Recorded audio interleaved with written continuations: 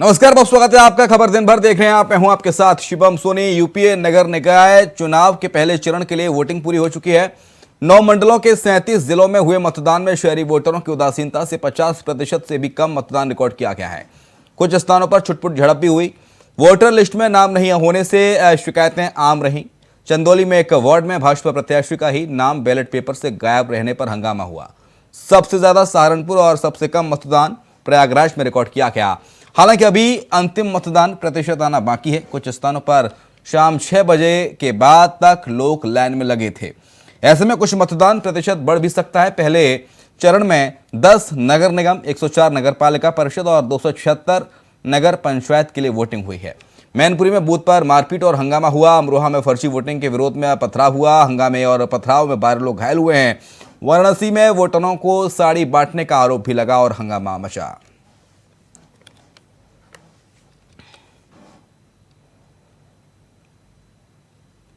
तो चलिए अब ग्राफिक्स के जरिए आपको कुछ महत्वपूर्ण चीजें बताते हैं इस निकाय चुनाव से जुड़ी हुई। यूपी निकाय चुनाव के प्रथम चरण का मतदान संपन्न हुआ है। निकाय चुनाव में आपको बता दें कि सुबह 7 बजे से शाम 6 बजे तक वोट डाले गए। 50% से कम वोटिंग हुई। वाराणसी जिले में कुल 41% मतदान हुआ। इसके साथ जौनपुर जिले में 56% मतदान हुआ। जौनपुर के बाद बात ललितपुर की कर लेते हैं। ललितपुर में 59% मतदान दर्ज किया गया है। चंदौली जिले में 63% मतदान दर्ज किया गया है। चंदौली के बाद श्रावस्ती की बात करेंगे जहां पर 61% मतदान हुआ है। फिर अमरोहा में 65% मतदान दर्ज किया गया। अब आपको महाराजगंज लिए चलते हैं जहां पर 67% मतदान दर्ज किया गया। गोंडा जिले में 65% मतदान हुआ। मुजफ्फरनगर, जी हाँ, मुजफ्फरनगर जिले में 57% मतदान हुआ। रायबरेली में 53% मतदान प्रतिशत दर्ज किया गया।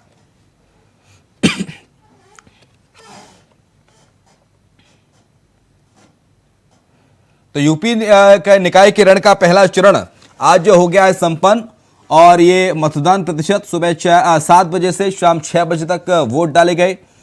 वाराणसी में 41% मतदान हुआ। यूपी निकाय चुनाव के प्रथम चरण का मतदान प्रतिशत आपको बता रहे हैं। जौनपुर में 56% मतदान दर्ज किया गया। ललितपुर में 59% मतदान दर्ज किया गया। और ललितपुर की बात कर लेते हैं चंदौली की, जहां पर चंदौली जिले में कुल 63% मतदान दर्ज किया गया। वहीं श्रावस्ती जिले में कुल 61% मतदान दर्ज किया गया। अमरोहा में 65% मतदान हुआ। अमरोहा के बाद बात कर लेते हैं महाराजगंज की, जहां पर 67% मतदान दर्ज किया गया। महाराजगंज के बाद गोंडा में 65% मतदान दर्ज हुआ। मुजफ्फरनगर जिले में कुल 57% मतदान दर्ज किया गया है। रायबरेली में 53% मतदान दर्ज किया गया।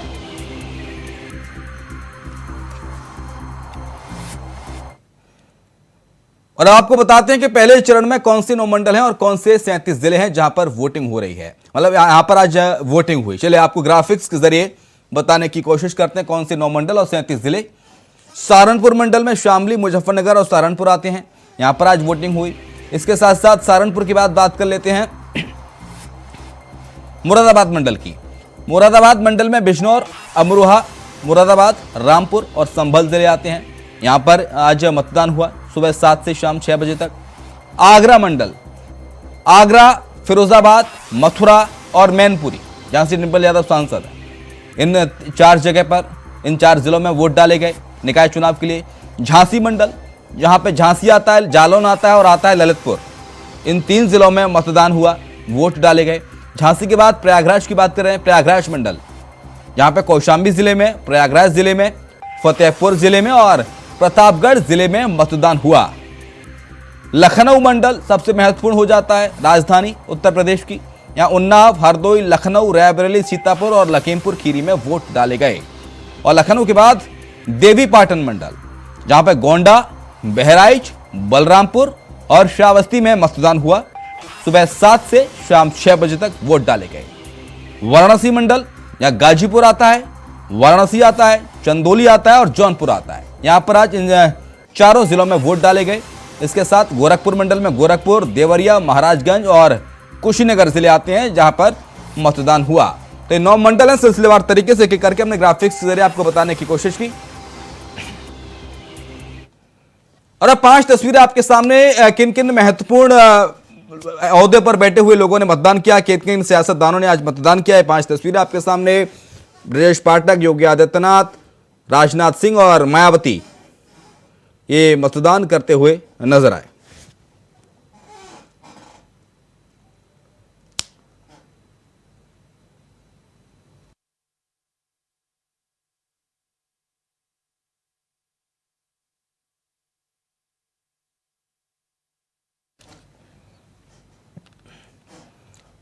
और वहीं सियासतदानों ने मतदान के दौरान जाते समय या वोट डालकर आते समय क्या कुछ प्रतिक्रियाएं दी, वो भी आपको सुनाते हैं, सुनिए। मित्रों, उत्तर प्रदेश नगर निकाय के चुनाव के प्रथम चरण का आज मतदान प्रारंभ हो चुका है। मैंने अभी मतदान किया है। पूरे प्रदेश में 4,32,00,000 से अधिक मतदाता नगर निकाय चुनाव में 2 चरणों में होने वाले चुनाव में भाग लेकर के नगरीय व्यवस्था को सुदृढ़ बनाने, सुंदर बनाने और स्मार्ट सिटी और सेफ सिटी के कॉन्सेप्ट को लागू करने के लिए प्रदेश की जनता जनार्दन और नगरीय क्षेत्र के मतदाताओं के द्वारा ये चुनाव प्रारंभ हो रहा है। आज प्रदेश के 10 नगर निगम में 104 नगर पंचायतों में, नगर पालिकाओं में और 276 नगर पंचायतों में कुल 7,288 वार्ड में ये चुनाव संपन्न होंगे, जिसमें मतदान केंद्र 7,362 हैं और कुल जो बूथ हैं वो 23,617 बूथों पर ये चुनाव अभी 7 बजे से प्रारंभ हो गया है, जिसमें 2,40,00,000 से अधिक मतदाता आज अपने मताधिकार का प्रयोग करेंगे। 37 जनपदों में चुनाव आज प्रारंभ हो रहा है और ईश्वर की कृपा देखें कि कितना सुहावना मौसम है। जून महीने में 4 मई में, आज 4 मई को इतना सुहावना मौसम कि वो अपना मतदान निश्चित रूप से करें। स्वस्थ लोकतांत्रिक व्यवस्था में यह अपेक्षा की जाती है कि सभी लोग मतदान के दिन अपना मतदान करें। मैं यही सबसे अपील करना चाहता हूँ। निकाय के चुनाव हो रहे हैं और आज पहले चरण के तहत तो यूपी में चुनाव हो रहा है। हमारी पार्टी ये चुनाव अकेले अपने बलबूते पर पूरी तैयारी और दमदारी के साथ लड़ रही है। हमें पूरा भरोसा है कि हमारी पार्टी को अच्छा रिस्पांस मिलेगा, अच्छा रिजल्ट आएगा हमारी पार्टी का। और इसके साथ ही आज क्योंकि पहले चरण का चुनाव हो रहा है निकाय का, मैं कानून व्यवस्था पूरी तरह से ध्वस्त थी। लखनऊ में तो हमने देखा है कि लोहिया वाहिनी के गुंडों ने सीओ को बोनट पे टांग करके घुमा करके 3 चक्कर और एसएसपी के घर में घुसा दिया, एफआईआर तक नहीं हुई थी। तो लखनऊ सहित सभी स्थानीय निकाय नगर निगमों के लोगों से मैं अपील करता हूँ, कृपया कानून के राज को और मजबूती देने के लिए, राष्ट्र के प्रति समर्पित भावना से काम करने के लिए, भारत माता के प्रति समर्पित भावना से काम करने के लिए हमें अपना आशीर्वाद प्रदान करें। अखिलेश यादव ने भी कुछ दिन पहले एक नाले के बाहर प्रेस कॉन्फ्रेंस करी। दरअसल आप जानते हैं कि रिवर फ्रंट घोटाला जिस ढंग से हुआ है उसकी इंक्वायरी सीबीआई कर रही है और घोटाले की परत दर परत खुलेगी जब सीबीआई अपनी तफ्तीश करेगी। हम स्पष्टता कहते हैं कि ना भ्रष्टाचार ना कदाचार, पूरी तरह से भारतीय जनता पार्टी शहरों की सरकार में आने वाली है। क्या लगता है लोकसभा 2024 के पहले का ये जो चुनाव है ये सेमीफाइनल है? देखिए, भारतीय जनता पार्टी चुनाव के दृष्टिकोण से काम नहीं करती। हम लगातार आदरणीय प्रधानमंत्री नरेंद्र मोदी जी की गरीब कल्याण योजनाओं को लेकर के और उत्तर प्रदेश में सुशासन हो, पारदर्शिता हो, लोगों को महसूस हो उनकी अपनी सरकार है। आज सभी नौजवानों को निष्पक्षता, उनकी मेहनत, उनकी मेधा के बल पर लगातार नौकरियां मिल रही। 5.5 लाख से अधिक नौकरियां दी जा चुकी हैं और माननीय प्रधानमंत्री जी के मिशन रोजगार के तहत लगातार उन लोगों को नियुक्ति पत्र मिल रहे हैं। वो संख्या अभी हमें लगता कि उत्तर प्रदेश में 6-7 लाख से ऊपर हो चुकी होगी। आज देश का सम्मान भी बढ़ रहा है। मोदी जी के नेतृत्व में राज्य के अंदर योगी जी के नेतृत्व में सम्मान राज्य का बढ़ रहा है और गरीब कल्याण योजनाएं जो करोड़ों लोगों के पास अपना आवास नहीं है, शौचालय नहीं है, वो सभी को मिल रहा है। अब उदाहरण लिए देश का सम्मान, सूडान जैसी घटना जो आज हो रही, वहाँ आतंकवादी सेना आपस में लड़ रहे हैं, समय हिंदुस्तान के जैसे पता चलता है उनके भारत के बच्चे अभी मुझे मिल गया। वो अभी बच्चे वापस लौट रहे थे आजमगढ़ बाकी जनपदों से। कानपुर में लोग बताए कि ढाबा पर भोजन कर रहे थे, यानी जैसा नाम सुनते हैं कि हिंदुस्तान का बच्चा है और मोदी जी देश के प्रधानमंत्री हैं, उन बच्चों को कोई बदतमीजी नहीं करता है, सुरक्षित व जाते ना आतंकवादी और आपस में कत्लेआम हो रहा है, सड़कों पर लाश लगी है, लेकिन हिंदुस्तान के किसी बच्चों को कोई नहीं बोलता है सुरक्षित व देश वापस आए। ये बहुत बड़ी उपलब्धि है देश की। की आईडी हटाओ भाई। हम अपने मतदान के द्वारा कितनी बार के लोगों के द्वारा अपने विचार है उसके आधार पर अपने प्रदेश की सरकारों का चयन करें। देश में संघीय ढांचे में राज्य की सरकार है, केंद्र की सरकार है और नगरों की और गाँव की सरकार। तो आज नगरों की सरकार के लिए पूरे प्रदेश भर में प्रथम चरण में मतदान है। मैंने भी मुरादाबाद में मतदान किया है और निश्चित रूप से भारतीय जनता पार्टी ने पूरी तैयारी के साथ चुनाव लड़ा है और पिछली बार भी प्रदेश की महान जनता ने बहुत आशीर्वाद इसने दिया। इस बार भी अपने एजेंडे के साथ डेवलपमेंट, सुरक्षा का हमारा एजेंडा है, उस विषय को हमारे लेकर सभी वरिष्ठ नेता प्रदेश की महान जनता के बीच में गए हैं, आग्रह किया, निवेदन किया भाजपा के पक्ष में मतदान करने का। और मुझे विश्वास है कि जब चुनाव परिणाम आएंगे तो भारतीय जनता पार्टी 100% मेयर, अधिकांश नगर पालिका, नगर पंचायत में चुनाव जीतेगी। अध्यक्ष जी, बोगस वोटिंग का 2019 में प्रकरण चला था कि बुर्के की आड़ में बोगस वोटिंग होती है। इस बार भी सुंदर ऑपरेशन ने उठाया मुद्दा, क्या कहेंगे आप प्रदेश अध्यक्ष हैं? बुर्के की आड़ में बोगस वोटिंग को शांतिपूर्वक और निष्पक्ष चुनाव कराने की जिम्मेवारी है और उन्हें अपने दायित्व का निर्वहन करना चाहिए और हम सब नागरिक भाइयों बहनों को, मतदाता भाइयों बहनों को शांतिपूर्वक मतदान, निष्पक्ष मतदान हो सके, इसका प्रशासन को सहयोग करना। और फिलहाल एक छोटा सा ब्रेक ले रहे हैं, चल लौटेंगे। तो ब्रेक के बाद आपका स्वागत है। मतदान के दौरान लखनऊ से हमारे संवाददाता प्रियम पाठक ने रक्षा मंत्री राजनाथ सिंह और विधायक पंकज सिंह, साथ ही बीजेपी नेता नीरज सिंह से खास बातचीत की। क्या कुछ कहा, सुनिए। इसमें बात करने के लिए, अपने मताधिकार का प्रयोग करने के लिए पहुंचे। नीरज जी, आज आप पहुंचे हैं, क्या कहेंगे, किस तरीके से?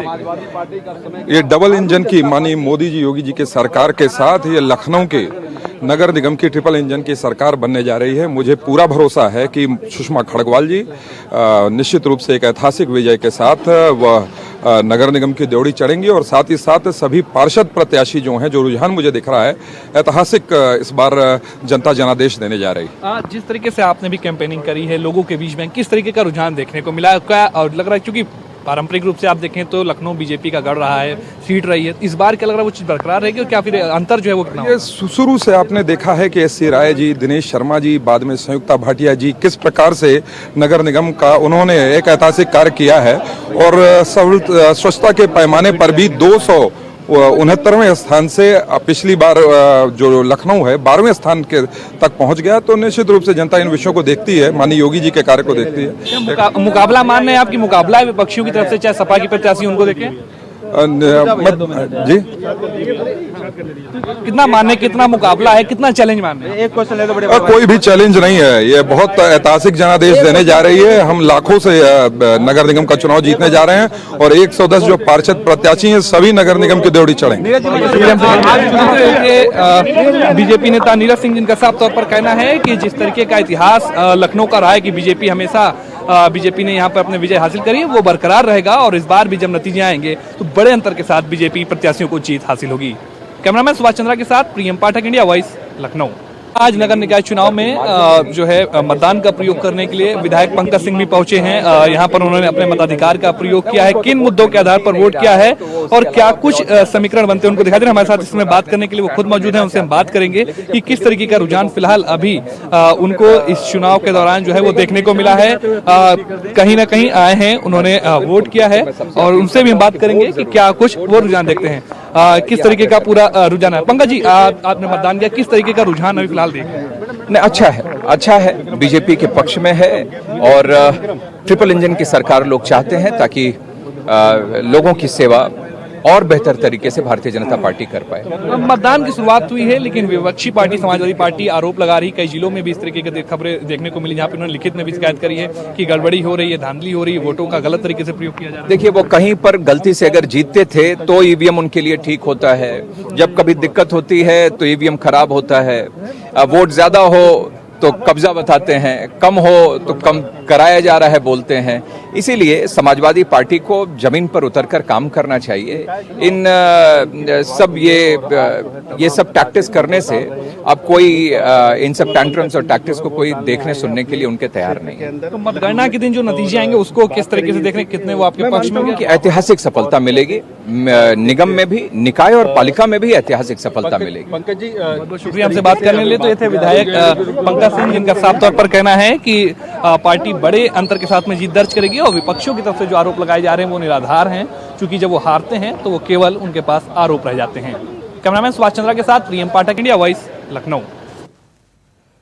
इंदौर बीजेपी के दिग्गज नेता और वरिष्ठ कवि सत्यनारायण सत्तन का गुस्सा फिर फूट पड़ा है। उन्होंने कांग्रेस के साथ भाजपा की खिंचाई कर दी। उन्होंने तंज कसते हुए कहा कि आंध्र और कर्नाटक में बीजेपी फाटक में घुस गई। अब फाटक में घुसी हुई बीजेपी का क्या दृश्य होगा, ये देखना है। दीपक जोशी और भंवर सिंह शेखावत के बाद अब सत्तन के बगावती और चुनौती भरे बयान ने पार्टी को चिंता में डाल दिया है। मुख्यमंत्री शिवराज सिंह चौहान डैमेज कंट्रोल करने की कोशिश कर रहे हैं। उन्होंने सत्तन को भोपाल बुलाया है। आंध्र और कर्नाटक में बीजेपी घुस गई फाटक में। नहीं, वो कह रहे मुस्लिमों को आरक्षण देंगे। और मैं एक ही बात कहता हूँ, आंध्र और कर्नाटक में बीजेपी घुस गई फाटक में। अब इस फाटक में घुसी हुई बीजेपी का क्या दृश्य होगा वो देखना है, आप पत्रकार हो। उधर खजुराहो सांसद और बीजेपी के प्रदेश अध्यक्ष वीडी शर्मा से खास प्रयास से खजुराहो रेलवे स्टेशन का सौंदर्यीकरण होने जा रहा है, जिससे वो विश्व स्तरीय रेलवे स्टेशन बन सके, जिसके लिए डीपीआर तैयार कर लिया गया है। इसी खुशी में बड़ी संख्या में लोगों ने स्टेशन पहुंचकर पटाखे फोड़े और बैंड बाजी के साथ खुशियां मनाई।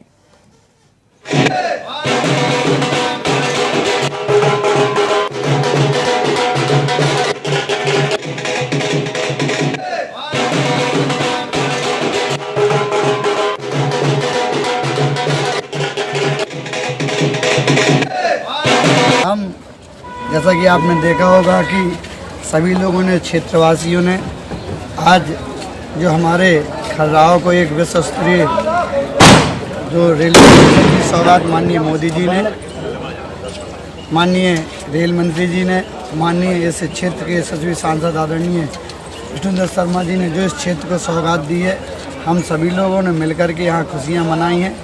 और मैं आप सभी के माध्यम से, आप इस चैनल के माध्यम से इस क्षेत्र की तरफ से माननीय नरेंद्र मोदी जी का, माननीय अश्विनी वैष्णव जी जो इस क्षेत्र में प्रवास के दौरान आए थे, उनने चूँकि सांसद जी के मांग पर उन्होंने आश्वासन दिया था कि यह जो रेलवे स्टेशन है खजुराहो, चूँकि हमारा वर्ल्ड हेरिटेज में आता है, इसलिए इसको विश्व स्तरीय ऐसे प्लेटफॉर्म को बनाएंगे। उधर मणिपुर में सरकार ने दंगाइयों को देखते हुए गोली मारने के आदेश दिए हैं। इंसाग्रत इलाके में धारा 144 लागू है। राज्य में अगले 5 दिनों के लिए इंटरनेट सेवा बंद कर दी गई है। दरअसल बुधवार को आदिवासियों के प्रदर्शन के दौरान हिंसा हुई थी और उसके बाद 8 जिलों में कर्फ्यू लगा दिया गया। आर्मी और असम राइफल्स की 55 टुकड़ियों को तैनात किया गया है। 9000 लोगों को राहत कैंपों में शिफ्ट किया गया है। गृह मंत्री अमित शाह ने मुख्यमंत्री एन बीरेंद्र सिंह से फोन पर बात कर हालचाल लिया। साथ ही वीरेंद्र सिंह ने आज सुबह का वीडियो मैसेज जारी कर लोगों से शांति बनाए रखने की अपील भी की।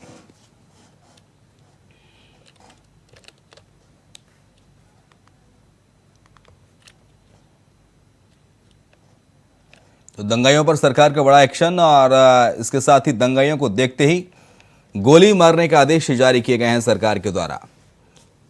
ये तस्वीर आपको दिखा रहे हैं मणिपुर की, जहां पर आदिवासियों के प्रदर्शन पर हिंसा भड़क उठी। बुधवार को प्रदर्शन पर यह हिंसा भड़की थी।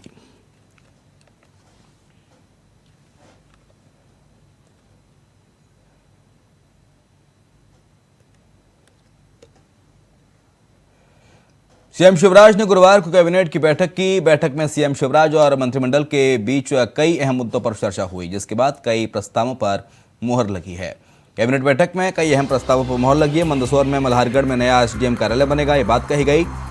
दतिया में हवाई पट्टी को उड़ान योजना में शामिल करने को लेकर मंजूरी दी गई है। सागर में चिकित्सा महाविद्यालय में 250 MBBS की स्वीकृति की गई है। अभावग्रस्त कलाकारों की वित्तीय सहायता बढ़ाकर 5000 की गई है। ये नगर पालिका पोर्टल में 16 मॉड्यूल में 24 प्रारंभ की गई है। 200 करोड़ का अनुमानित व्यय होगा, ये बात कही गई है। इसके साथ साथ सागर में नवीन अनुविभाग जैसी नगर बनेगा। सीहोर में दारोहा नई तहसील बनेगी, 41 पटवारी शामिल इसमें होंगे। किसानों के हित में हर जिले में 2 FPO बनेगा। श्री रामचंद्र पाठ गवर्न न्यास की स्थापना और गठन को मंजूरी दी गई है। मंदसौर में मल्हारगढ़ में नया SDM कार्यालय बनाए जाने की बात कही गई है। दतिया में हवाई पट्टी को उड़ान योजना में शामिल कराने को मंजूरी दिए जाने की बात कही गई है।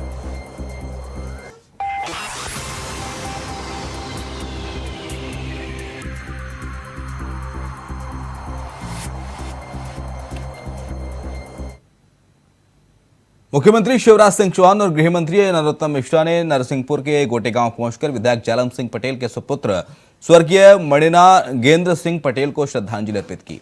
सीएम शिवराज सिंह चौहान ने ईश्वर से दिवंगत आत्मा को शांति और शोकाकुल परिवार को दुख सहन करने की शक्ति प्रदान करने की प्रार्थना की। साथ ही सीएम ने कहा कि यह पुण्य क्षति है और एक पिता को सबसे ज्यादा तकलीफ होती है जब उसके रहते हुए पुत्र का इस तरह चले जाना।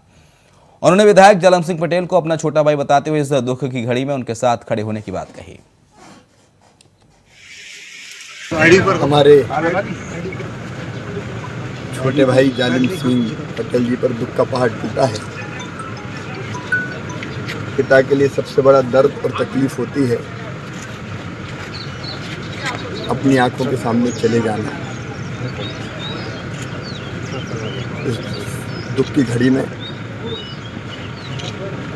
मैं अपनी संवेदना व्यक्त करने आया था। मोनू जो अब नहीं रहे, भाई प्रहलाद जी मेरे बचपन के मित्र हैं। हम सब एक परिवार के सदस्य हैं। परिवार पे दुख का पहाड़ टूटा है। दुख की घड़ी में हम सब परिवार के साथ हैं। मैं परमपिता परमात्मा से प्रार्थना करता हूँ कि दिवंगत आत्मा को शांति दे और परिवार को ये गहन दुख सहन करने की क्षमता दे। ओम। और इसके साथ खबर दिन भर में इतना ही। खबरें लगातार जारी हैं।